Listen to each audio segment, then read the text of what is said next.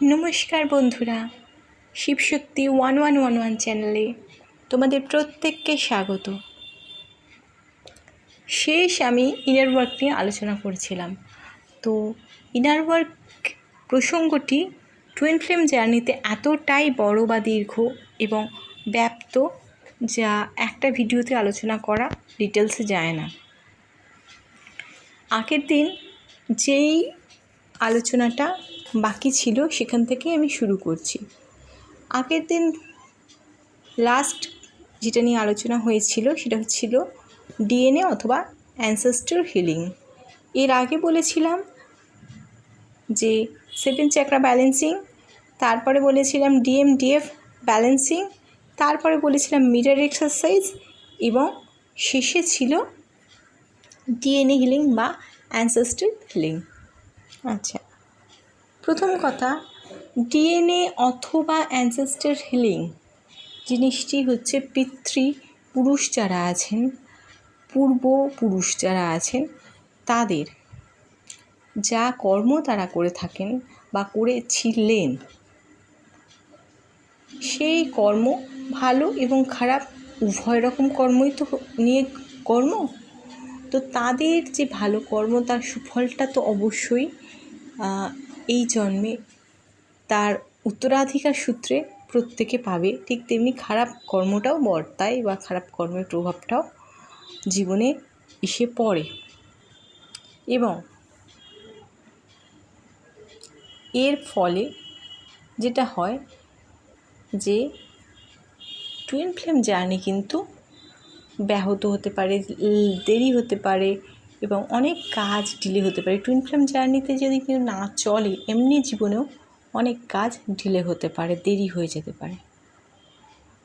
তো এই ডিএনএ হিলিংটা খুব ইম্পর্ট্যান্ট। এবং ডিএনএ হিলিং করার আর একটা কারণ আছে যে অনেক সময় আগের জেনারেশন থেকে কোনো দোষ বা গুণ ছাড়াও কোনো অসুখ সমস্যা যেগুলো পরিবাহিত হয় বা মেন্টালি স্ট্রাকচার, মানে কেউ ধরুন ওভার থিঙ্কার, সেই বেশি ভাবনা চিন্তাটা তার পূর্বপুরুষ বাহিত, তাদের প্রত্যেকেই জেনারেশনে কেউ না কেউ এরকম। তারা বিজনেস করছে, তাদের মধ্যে রক্তে বিজনেস আছে বলে না, অন্য প্রফেশন তারা ভাবতে পারে না। এইটা হচ্ছে এক ধরনের চিন্তা ভাবনার বহিঃপ্রকাশ।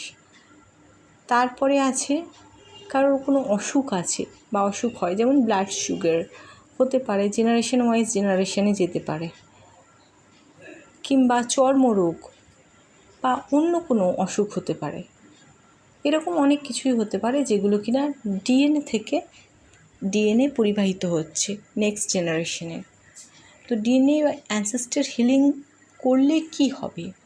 অবশ্যই ডিএনএ বা অ্যানসেস্টর হিলিং করলে যে সমস্যাগুলোকে আমরা সামনে ফেস করছি, যেমন কোনো কাজে দীর্ঘায়িত হচ্ছে, বাধা পড়ছে, কিংবা একটা ভালো কেরিয়ার গ্রাফ তৈরি হচ্ছে না জীবনে, যেটা আমাদের কাঙ্ক্ষিত লক্ষ্য, সেখানে সব চেষ্টা দিয়ে করা সত্ত্বেও কাজটি সুসম্পন্ন হচ্ছে না, সেক্ষেত্রে এই ডিএনএ হিলিংয়ের ফলে আস্তে আস্তে করে অনেক সমস্যা বাধা কেটে যায় বা পথ বেরিয়ে আসে, রাস্তা ক্লিয়ার হয়। তবে সবটাই ধৈর্য সাপেক্ষ, কোনোটা ম্যাজিকের মতো হয় না।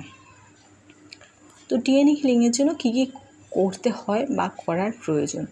1 নম্বর হচ্ছে ডিএনএ হিলিংয়ের জন্য অনেক মন্ত্রাস আছে ইউটিউবে।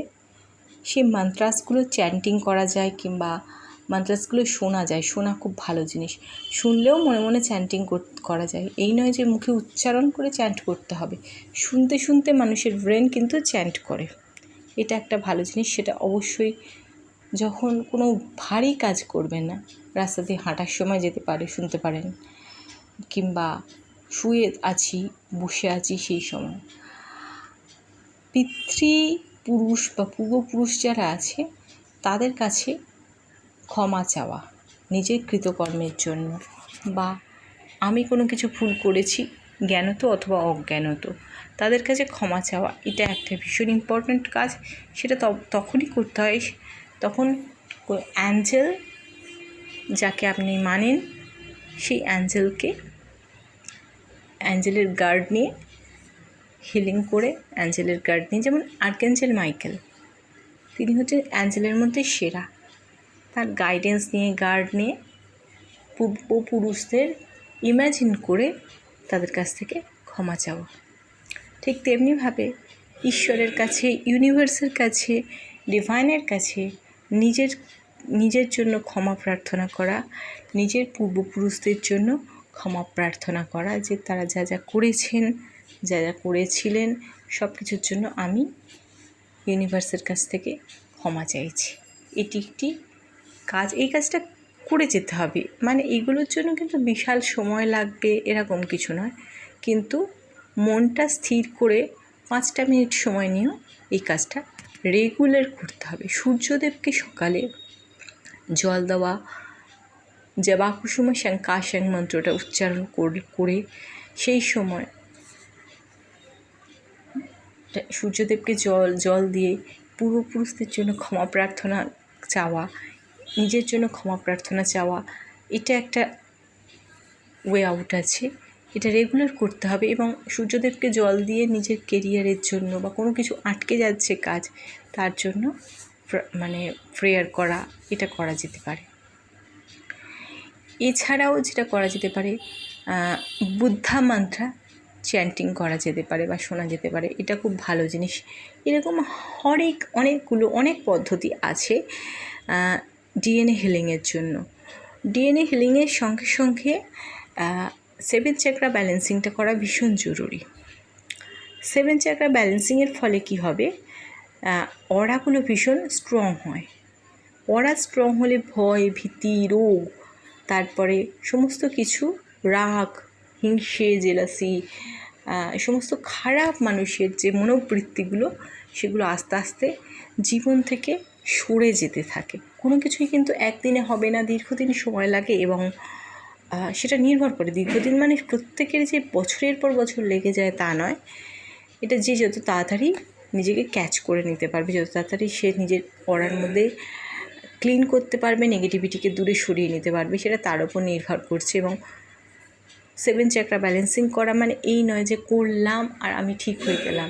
নিজের মধ্যেকার নেগেটিভিটিগুলো কিন্তু প্রত্যেকটা মুহূর্তে আমাদেরকে নেচারের কাছে, প্রকৃতির কাছে, ইউনিভার্সের কাছে পরীক্ষা দিতে হচ্ছে। পরীক্ষা দেওয়ার মাধ্যমে আমরা বুঝতে পারবো, নিজেরাই রেজাল্ট নিজেরা পেয়ে যাব, যে নিজেরা বুঝতে পারবো যে আমরা যে এই পরীক্ষাগুলো দিচ্ছি তার রেজাল্টে আমি কি করছি, আমি কি চেঞ্জ হয়েছি। আমার রাগ কমেছে, আমার জেলেসি কমেছে, বা আমার কোনো বিষয় নিয়ে ওভার থিঙ্কিং করা সেটা চলে গেছে, আমার ভয় কি দূরীভূত হয়েছে, আমার হার্ট চাকরা কি ওপেন হয়েছে, যে আমি সবাইকে আনকন্ডিশনাল লাভ করতে পারছি, আমার থ্রোট চাকরা কি ওপেন হয়েছে, যে আমি অনেক কিছু বলছি যে জিনিসগুলো মিলে যাচ্ছে এবং ভালো পজিটিভ ভাবছি, তার সাথে সাথে সেগুলো বলছি, মিলে যাচ্ছে। অবশ্যই এটাই কাম্য। তবে থ্রোট চাকরা যদি ওপেন হয়ে থাকে, তখন মুখে নাকি বলা হয়, যেটা এসে যায় বা বলে দেওয়া হয়, সেক্ষেত্রে এটা খুব মানে সহজ ব্যাপার আমি বলবো না, তবে এটা সবার ক্ষেত্রে ফ্রিকোয়েন্টলি হয় না, কিছু কিছু ক্ষেত্রে হয়। থার্ড আই চাকরা, এটা ওপেন হলে কি হবে না, দূরদর্শিতা বৃদ্ধি পাবে, অদূর ভবিষ্যতে কি হয়েছে দেখা যাবে, ইনটিউশন পাওয়ারটা বৃদ্ধি পাবে। এটা 7 চাকরা মেডিটেশনের মাধ্যমে পসিবল। ঠিক তেমনিভাবেই ডিএনএ হিলিংয়ের প্রসেসেও ডিএনএ হিলিং করে নিজের মধ্যে একটা পজিটিভিটি গ্রো হবে। সবসময় ঈশ্বরের কাছে নিজের জন্য, নিজের পূর্বপুরুষদের জন্য, এমনকি টুইন্স যে আছে পার্টনার, তার পূর্বপুরুষদের জন্য ক্ষমা প্রার্থনা করা যায়। এটি খুব ভালো পদ্ধতি। এবং অবশ্যই ডিএনএ হিলিংয়ের জন্য 528 হার্টজের যে ডিএনএ হিলিংয়ের মিউজিক, সেটা শুনলে মনের মধ্যে একটা প্রশান্তি এবং ডিএনএর একটা কি বলবো, যে হিল হওয়া, অর্থাৎ কিনা একটা প্রশান্তি যেটাকে বলছি, সেটাই পরিলক্ষিত হতে পারে এবং মন শান্ত হয়। সর্বোপরি যে কোনো রকম হিলিং মিউজিক শুনলে মন অবশ্যই শান্ত হয়। তো এইগুলো প্রিলিমিনারি আমি বললাম, এই জিনিসগুলোর পুরো ইন ডিটেলস ব্যাখ্যা করে এবং প্রত্যেকটার জন্য আলাদা আলাদা ভিডিও তোমরা ইউটিউবে খুঁজলে অবশ্যই পেয়ে যাবে এবং এই নিয়ে আরও অনেক কিছু জানতে পারবে। তবে ইনার ওয়ার্ক করার জন্য কিছু কিছু জিনিস অবশ্যই মাথায় রাখা ভীষণভাবে দরকার। ইনার ওয়ার্ক কিন্তু শুধুমাত্র টুইন ফ্লেম জার্নির জন্যই করা হয়, অন্য কিছুর জন্য নয়, এটা ভুল ধারণা। ইনার ওয়ার্ক করা আমি মনে করি ব্যক্তিগতভাবে প্রত্যেকটা মানুষের প্রয়োজন, এবং ইনার ওয়ার্কের সঙ্গে সঙ্গে ব্রিদিং এক্সারসাইজ খুব ইম্পর্ট্যান্ট। কোনো ইনার ওয়ার্ক শুরু করার আগে, 7 চাকরা ব্যালেন্সিং করার আগে বা কোনো কিছু করার আগে ব্রিদিং এক্সারসাইজ করাটা ভীষণ জরুরি। এটা কিন্তু হেলথের জন্য, শরীরের জন্য প্রাণায়াম, ব্রিদিং এক্সারসাইজ খুব ভালো, অনেক কিছুর জন্য ভালো। এছাড়া দরকার যোগা বা যোগা এবং মেডিটেশন। তার সঙ্গে যোগাটা কি, যোগা করাটা শরীরটা ফ্লেক্সিবল হবে, শরীর ফিট থাকবে, ফিটনেসটা থাকা দরকার। শুধু মাইন্ডের ফিটনেস হলে হবে না, পুরো বডি ফ্লেক্সিবল এবং ফিটনেস থাকাটা দরকার। এই জন্যই যোগার প্রয়োজন, শরীর সুস্থ থাকবে। মেডিটেশন করা অর্থাৎ অবশ্যই 7 চাকরা তো একটা মেডিটেশন বড়, এছাড়াও যে কোনো রকম মেডিটেশন করা সম্ভব। মেডিটেশন করার অর্থ এটাই, মেডিটেশন করলে মন একাগ্র হয়। 7 চাকরা মেডিটেশনটা হচ্ছে মাস্ট। এছাড়া আর কী মেডিটেশন হতে পারে, যে কোনো মন্ত্রা চ্যান্টিং মনে মনে করা বসে বা যে কোনো কিছু, সেগুলোই মেডিটেশনের মধ্যে পড়ে। রেড তারা মন্ত্রা চ্যান্টিং করা, এটা মনে মনে চ্যান্ট করা বা জোরে চ্যান্ট করলে যেভাবে তুমি করতে সুবিধে বোধ করো, কিংবা কোনো কিছু চ্যান্ট না করে মিউজিকটা কানে লাগিয়ে মেডিটেশন মোডে বসে শোনা, এটাও মেডিটেশন করা। কিংবা স্লিপ মোডে গিয়ে রাতে কোনো রকম মেডিটেশন মিউজিক শোনা, দিস ইজ অলসো মেডিটেশন। এই নয় মেডিটেশন মানে কিন্তু শুধু বসে কোনো একটা জিনিস নিয়ে ভাবা বা একটা জিনিস নিয়ে করে যাওয়া সব সময় একই রকমভাবে, তা না। মনটাকে একাগ্র করা মূল উদ্দেশ্য হচ্ছে মেডিটেশনের। তবে অবশ্যই একটা জিনিস নিয়ে পয়েন্ট নিয়ে বা একটা পয়েন্ট থার্ড আইতে রেখে সেই জিনিসটা মনে মনে চ্যান্ট করে যাওয়া। যখন আমি কোনো মন্ত্রা চ্যান্ট করছি বা মন্ত্র শুনছি, তখন কিন্তু মনে অন্য চিন্তা রাখলে চলবে না। অন্য কোনো চিন্তা নিয়ে, টাকা পয়সার চিন্তা বা রিলেশনশিপের চিন্তা বা অন্য কিছু চিন্তা নিয়ে মন্ত্র চ্যান্ট করলে কিন্তু হবে না। মন একাগ্র করতে হবে, যে কোনো কিছুর ক্ষেত্রে এটা ভীষণ প্রয়োজন। তো মন একাগ্র করার জন্য কি করতে হয়, প্রথমত ব্রিদিং এক্সারসাইজ, জোরে জোরে 3 বার নিঃশ্বাস নেওয়া এবং নিঃশ্বাস ছাড়া, এতে করে মনটা শান্ত হয় এবং মনটা আস্তে আস্তে একাগ্র করে তারপরে মেডিটেশনটা করা হয়। এবং মেডিটেশন করতে করতে মন খুব যদি অশান্ত থাকে, মেডিটেশন করতে করতে মন শান্ত হয়ে যায়। আর একটা জিনিস আছে, সেটা হচ্ছে কুণ্ডলিনী আওয়াকেনিং। কুণ্ডলিনী আওয়াকেনিংটা 7 চাকরা ব্যালেন্সিংয়ের মধ্যেই পড়ে। ব্যালেন্সিং করতে গেলে মিউজিক শুনলে, কুণ্ডলিনী আওয়াকেনিংয়ের মিউজিক মানে বিভিন্ন রকম হর্সের মিউজিক আছে, সেগুলো শুনলেও কি হবে, যে কুণ্ডলিনী আওয়াকেনিংটা হচ্ছে একটা সেন্সেশন ফিল হয়, যার কুণ্ডলিনী আওয়াকেনিং হয় আফটার মেডিটেশন, আফটার 7 চাকরা ব্যালেন্সিং। এই জিনিসটা অনেকেরই ফিল হয়, কারোর আগে কারোর পরে। যেটা হয় কি না, অ্যাকর্ডিং পিঠের শিরদানা বরাবর একটা স্পাইরাল, একটা সাপ যেরকমভাবে ঘুরে ঘুরে উপরে ওঠে, ঠিক সেই রকম একটা স্ট্রাকচারের একটা সেন্সেশন শরীরের মধ্যে ফিল হতে থাকে, একটা জার্কিং হয়। এটা যার যার হয় তারা ফিল করবে, যার না হয় তাকে এরকমভাবে তো বোঝানো যাবে না ফিলিংসটা। তো কুণ্ডলিনী আওয়াকেনিংয়েরও মিউজিক আছে, এগুলো শোনা যাবে, এর জন্য আলাদা করে কিছু করতে হয় না। মেইন জিনিসটা হচ্ছে 7 চাকরা ব্যালেন্সিং। 7 চাকরার উপরে আছে 12 চাকরা ব্যালেন্সিং। 12 চাকরা ব্যালেন্সিং সেই মিউজিকও শোনা যায়, সেগুলো অনেক পরের কথা, সেটা আপগ্রেডেড অবস্থায় গেলে। হ্যাঁ, তো এই যে ইনিশিয়াল এই ইনার ওয়ার্কগুলো সকলের করা উচিত বলবো, বিশেষ করে বাচ্চাদের 7 চাকরা মেডিটেশনটা করা খুব ভালো। আর যেটা করা প্রয়োজন সেটা হচ্ছে এই যে সমস্ত মেডিটেশন করলাম কিংবা ডিএনএ হিলিং করলাম, প্রেয়ার করছি অ্যানিসেন্টের জন্য, অ্যানিসেন্টের কাছে, ঈশ্বরের কাছে। তার সঙ্গে গ্র্যাটিটিউড ঈশ্বরকে দেখানো ভীষণ জরুরি। এই নয় যে প্রত্যেক দিন কাউকে নিয়ম করে গীতা পাঠ করতে হবে, পুজো পাঠ করতে হবে, কখনো না। করতে ইচ্ছে হলে করতে পারো, না করতে ইচ্ছে হলে করবে না, কিন্তু অবশ্যই করে ঈশ্বরের কাছে একটা সময় স্নান করার পর সূর্যদেবকে প্রণাম করলে ঠিক সেরকমভাবে ঈশ্বরের কাছে প্রণাম করে, বা যে কোনো সময় দিনে যখন সুবিধে হবে, সকালে হলে সবচেয়ে বেস্ট হয়, ধন্যবাদ জানানো যে আমি জীবনে যা যা কিছু ঈশ্বর দিয়েছেন সব কিছুর জন্য ধন্যবাদ ও কৃতজ্ঞতা জানানো মন থেকে, হৃদয় থেকে। এটা কিন্তু খুব ভালো প্র্যাকটিস, এইটাও করা উচিত। তো অল থ্রু এই ওয়ার্কগুলো যদি এই কাজগুলো করা হয়, এটা ইনিশিয়াল ইনার ওয়ার্কের কাজ কমপ্লিট হয়। এতেই কিন্তু অনেকেরই কাজ হয়ে যায়। তো এইটুকুনি যদি করার জন্য বিশেষ কিছুই করতে হবে না, এগুলো মাথায় রাখতে হবে কী কী বললাম, এবং এগুলো সার্চ করলে ইউটিউবে আরও অনেক ভিডিওস পাওয়া যাবে, অনেক মিউজিকস পাওয়া যাবে, ইন্ডিভিজুয়াল মান্ত্রাস পাওয়া যাবে। মান্ত্রার মধ্যে অনেক কিছু আছে, রেড তারা মান্ত্রা যেমন আছে, তেমনি আছে শিব মন্ত্র একটা আছে, ওম নমঃ শক্তি শিবায়। এই মন্ত্রটা চ্যান্টিং খুব ভালো জিনিস। মানডে, যেহেতু যারা টুইন ফ্লেম জার্নির মধ্যে আছে অবগত, তারা মানডেতে শিব পুজো করতে পারেন, শিব ঠাকুর, এবং শিব একা নয়, শিব পার্বতীর পুজো করা উচিত আমি বলবো। যাদের ঘরে শিব পার্বতী নেই, অন্তত মা কালী রূপে মা দুর্গা যে কেউ থাকলে তাদের দুজনকে একসঙ্গে পুজো করে চ্যান্টিং করতে পারে ওম নমঃ শক্তি শিবায়। দুজনকে এই কারণে বলা হচ্ছে, শিব শক্তি তো একটা জুটি, একটা অর্ধনারীশ্বর রূপ।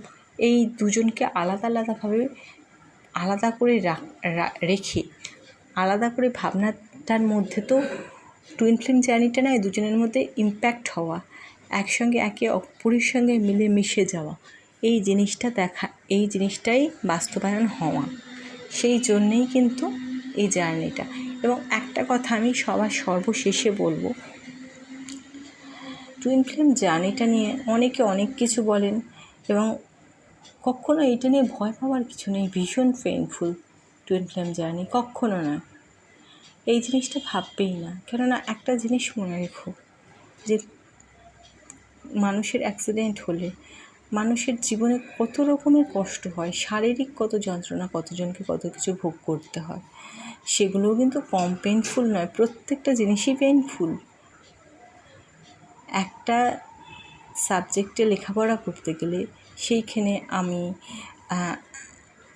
হায়ার স্ট্যান্ডে অ্যাচিভ করতে গেলে, এবং সেখানে যতটা ডেডিকেশন দিয়ে পড়তে হয়, আমার ক্যাপাসিটির বাইরে গিয়ে যদি আমি কিছু করতে যাই, পাই বা না পাই, সেখানে কিন্তু নিজের পুরোটা দিয়ে তার থেকেও বেশি দেওয়ার চেষ্টা আমরা করি, সেটাও কিন্তু পেইনফুল। যখন একজন মা সন্তানের জন্ম দেন, সেটাও পেইনফুল। যখন কোনো মানুষ পৃথিবী থেকে চলে যায়, সেটাও পেইনফুল।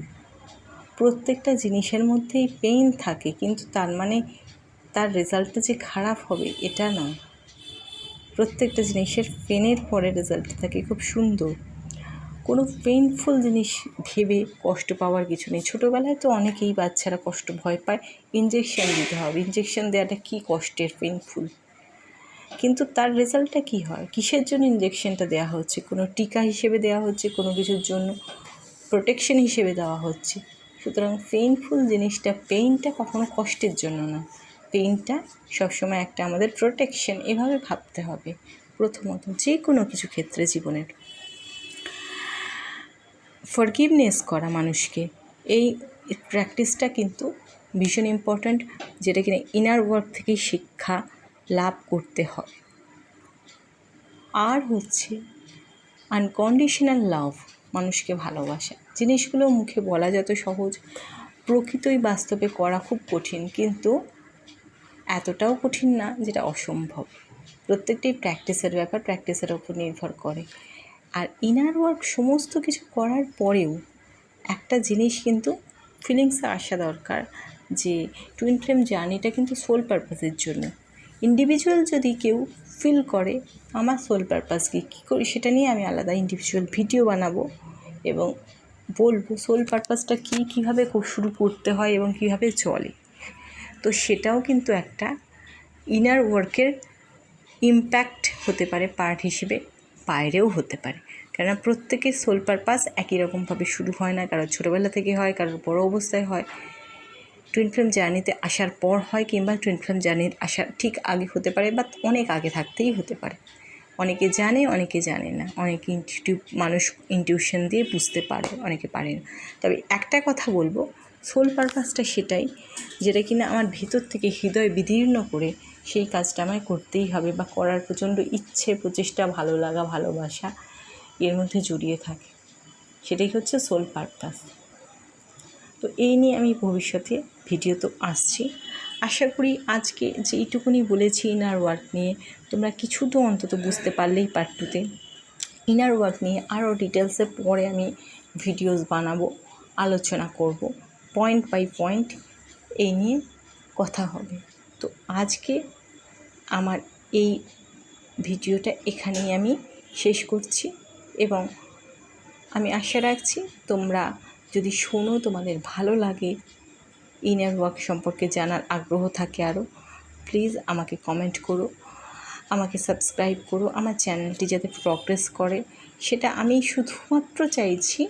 যে যাদের মনের মধ্যে অনেক ডাউটস আছে টুইন ফ্লেম জার্নি নিয়ে, তাদের কাছে আমি পৌঁছতে চাই, তাদের কোয়ারিজগুলো আমি নিতে চাই এবং অ্যান্সার দিতে চাই। এটা একদমই আমি প্রফেশনালি নেওয়ার কোনো রকম চিন্তাভাবনা এই মুহূর্তে নেই চ্যানেলটি, কিন্তু পিপল নোজ অ্যাবাউট দিস, এটাই আমার মূল লক্ষ্য এই মুহূর্তে।